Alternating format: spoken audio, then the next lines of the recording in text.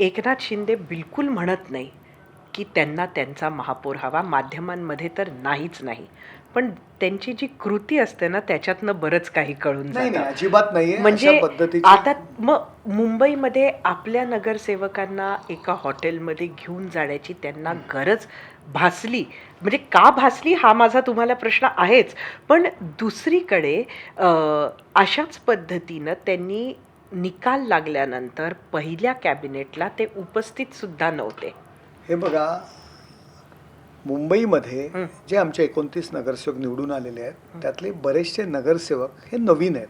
हं, मुंबई महानगरपालिकेचं कामकाज हं, त्या संदर्भात माहिती देणं, प्रत्येक जण या संदर्भात, प्रत्येक पक्ष हं, या संदर्भात मार्गदर्शन, ट्रेनिंग हं, हे नगरसेवकांना देत असतं. हं, त्यानंतर नगरसेवक निवडून आल्यानंतर खूप प्रोसिजर असतात ज्या कायद्याने कराव्या लागतात. हं, गट फॉर्मेशन असतं, गटाची बैठक दाखवावी लागते, त्यातला गटनेता निवडावा लागतो.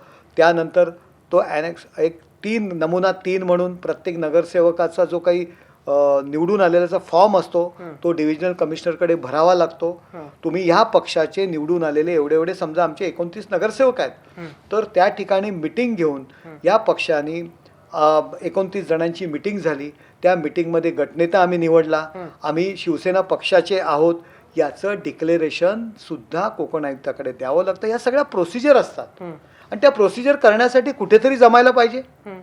मग त्याकरता त्या ठिकाणी आम्ही जमलो होतो. त्या ठिकाणी त्यांना कामकाजाबद्दलची माहिती दिली, कशा पद्धतीने BPMC ॲक्ट्स आहे ते कशा पद्धतीने करायला पाहिजे, कशा पद्धतीने कामकाज करायला पाहिजे, यासाठी कुठेतरी जमायला पाहिजे. तर त्या ठिकाणी हॉटेलमध्ये जमलो.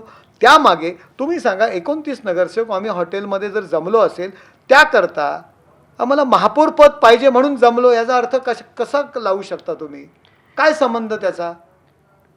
घरात बसून सुद्धा आम्ही मागणी करू शकलो असतो की आम्हाला महापौर पद पाहिजे. त्यासाठी हॉटेलमध्ये जायची गरज काय आम्हाला? बरं, मान्य केलं की तुम्हाला त्याच्यासाठी हॉटेलमध्ये जायची गरज नाही. पण कुठली भीती होती का भाजपकडनं?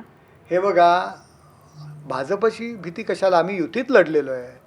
महायुती म्हणून आम्ही केंद्रात महायुती म्हणून आहोत, राज्यात महायुती म्हणून आहोत. तर भाजपची भीती कशासाठी वाटणार आहे? भीती आम्हाला जर वाटली असती तर त्यांना डांबून ठेवले असते. त्या हॉटेलमध्ये प्रत्येकाला जा ये, मीडियाची लोक तुमची जात होती, सगळ्यांना भेटत होती.